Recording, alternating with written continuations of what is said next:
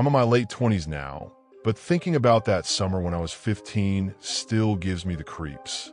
It's like that old fear is still lurking in the back of my mind, ready to jump out when I least expect it. Back then, I was Ethan, a lanky kid living in a sleepy suburb of Oregon. Our neighborhood was all cul-de-sacs, picket fences, and lawns that smelled like fresh-cut grass. My best friend, Ryan, lived 2 houses down, and we were always getting into dumb teenage trouble, sneaking into the community pool after hours or prank-calling pizza places. That summer, though, we got way more than we bargained for when we decided to mess with an Ouija board. Ryan was the kind of guy who'd try anything for a laugh. He had this mop of curly blonde hair and a grin that screamed, "I'm about to do something stupid." Our other buddy, Mia, was the brains of the group, short, with purple streaks in her hair and a sarcastic comeback for everything.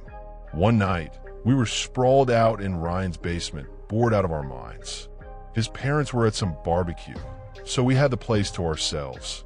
Mia was scrolling through her phone, and Ryan was tossing a Nerf ball at the ceiling.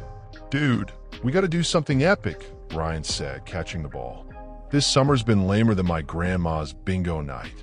Mia rolled her eyes. "Your idea of epic is eating a whole bag of flamin' hot Cheetos and crying about it." "Pass." I laughed, but then Ryan's face lit up like he just invented the internet. "Yo, what if we try a Ouija board? My cousin got one for his birthday, and it's in the garage. We could talk to ghosts or whatever." I snorted. "Ghosts? Man, you watch too many horror movies. That stuff's fake." Mia looked up, smirking. "Oh, please, Ethan. You're just scared you'll pee your pants if a ghost says boo." "Am not." I shot back, though I was already picturing every creepy scene from The Conjuring.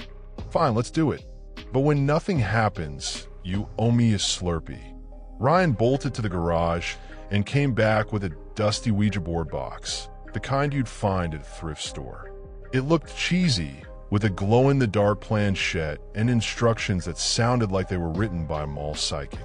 We cleared off the coffee table, lit a couple of candles for vibes, and sat in a circle on the carpet.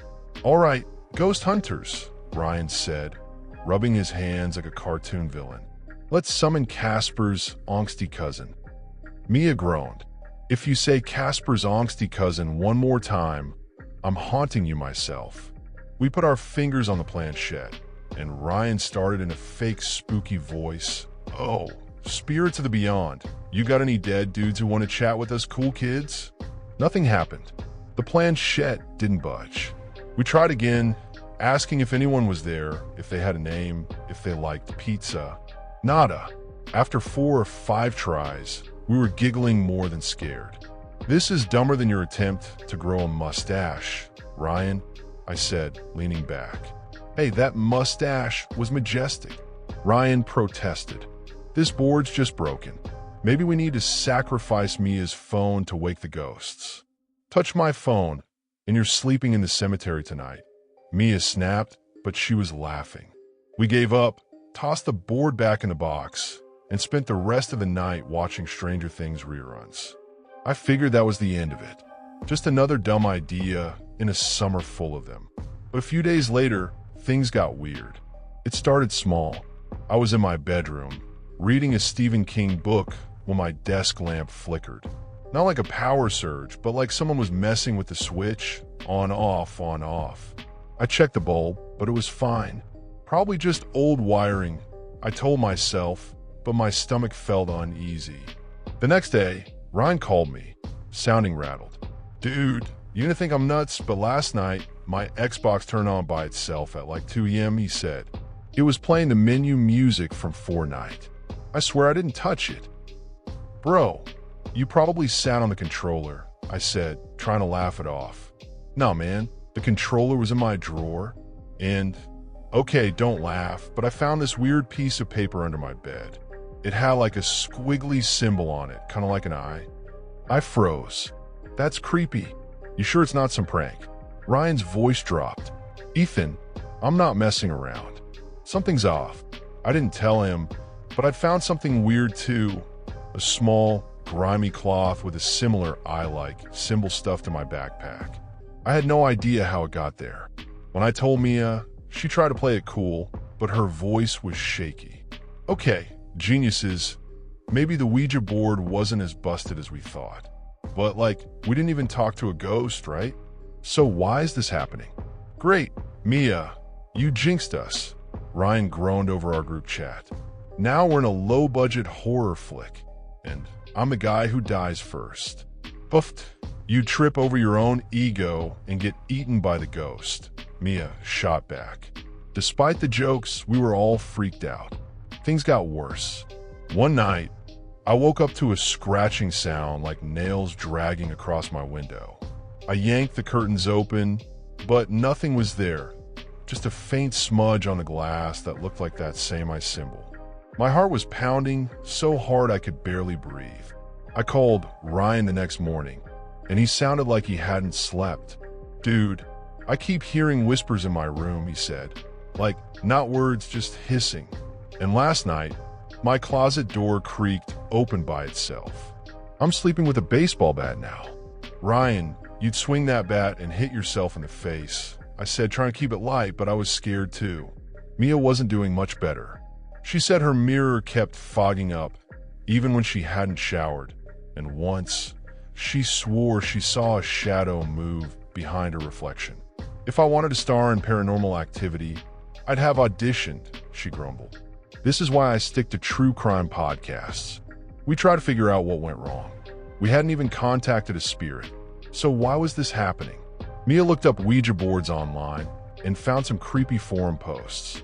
Apparently, even if you don't talk to a spirit, just using the board can open a door to something else. Great, Ryan said when we met up at the park. We basically rang the doorbell to Ghost Walmart, and now they're delivering nightmares to our house. More like Ghost Costco with bulk-size scares, Mia added, but her smirk faded fast. The worst part was the nightmares. I started having them every few nights.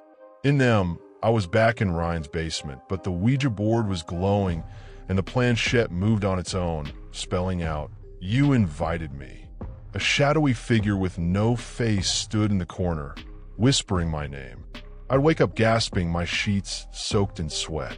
Ryan said he was dreaming about being trapped in a dark room with a symbol carved into the walls.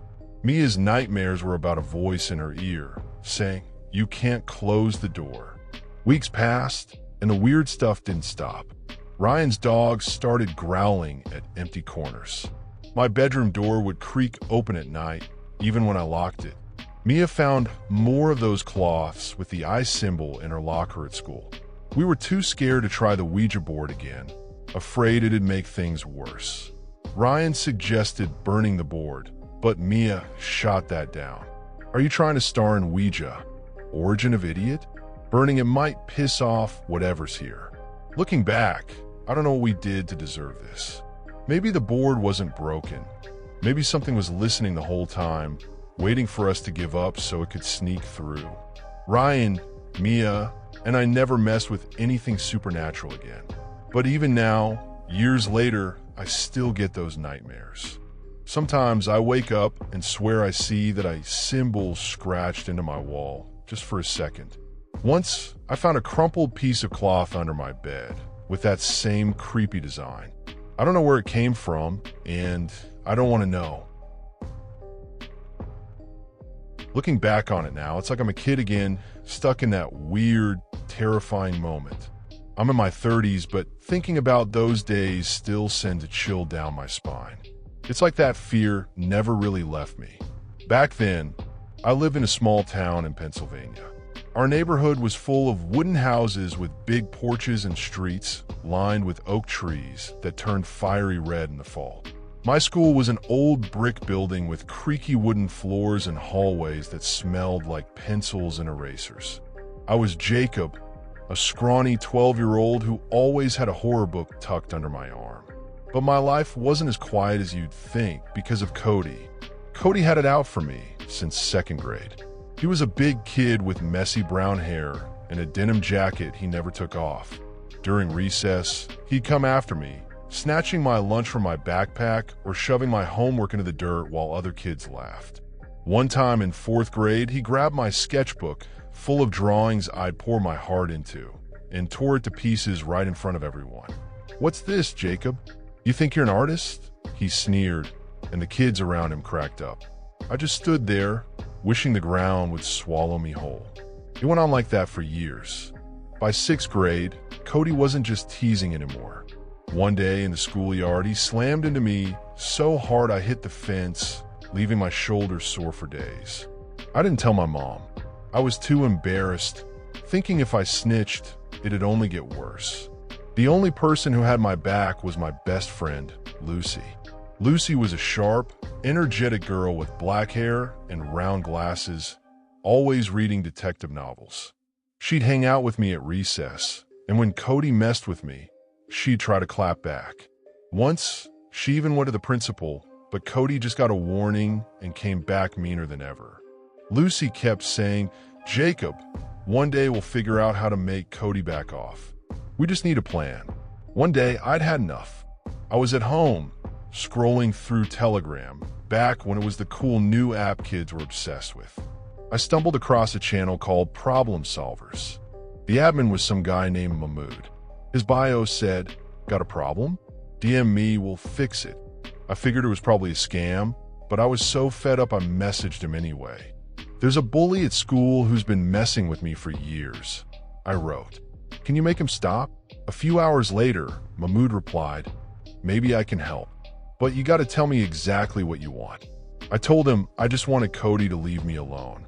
He went quiet for a bit, then wrote, "Stuff like this is risky, kid. You sure?" I got mad. Risky? I've been miserable for years.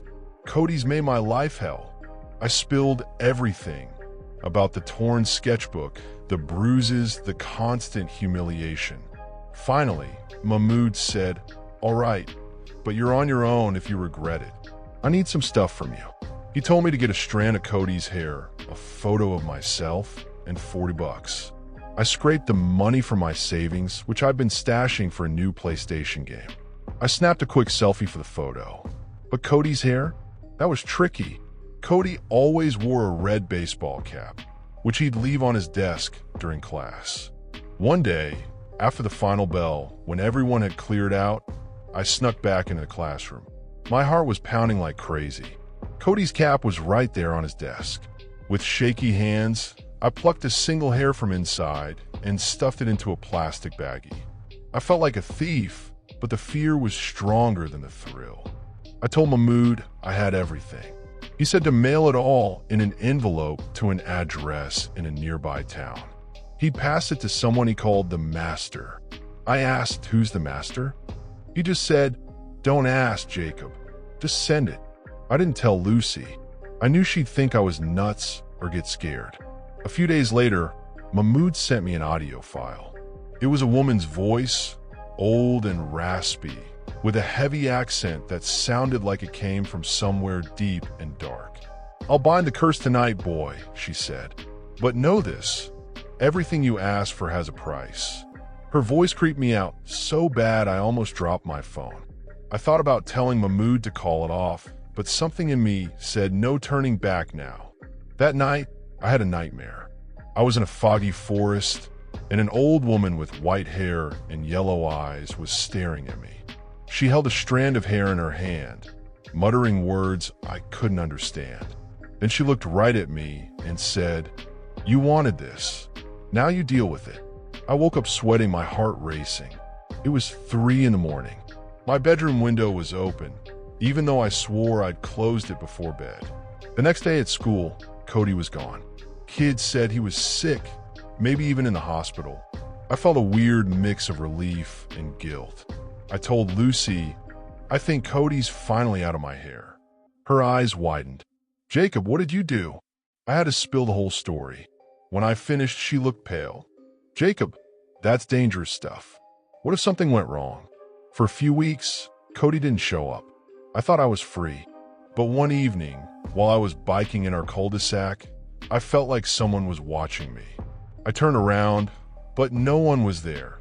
just a dark shape behind the neighbor's hedge that seemed to flicker and vanish. That same night, I found a grubby piece of cloth in our backyard with a weird symbol on it, like an eye. I knew it didn't belong to us. After a few weeks, Cody came back to school, but he wasn't the same. He didn't bully anyone anymore, but there was this constant fear in his eyes, like he was waiting for something awful to happen. Once in the hallway, he looked at me and whispered, "You don't know what you did, do you?" My stomach dropped. I didn't know what to say, so I just walked away. Since then, I've changed too. Every now and then, I have these terrifying nightmares. In them, that old woman with the yellow eyes stares at me and says, "You wanted this." Sometimes, I see a shadow pacing around my bed. One morning, I even found a single hair on my pillow, just like the one I took from Cody's cap. I have no idea where it came from. I told Lucy, but she didn't know what to say. She just said, "Jacob, I think that curse is still out there." Looking back, I don't know if I did the right thing. Cody never bothered me again, but that fear in his eyes and these nightmares that keep coming back, they're the price I paid for what I wanted. Even now, when I'm alone in the house, I feel like someone's standing just outside my window. Once, I found another piece of cloth with that same eye symbol in my garage. I don't know how it got there,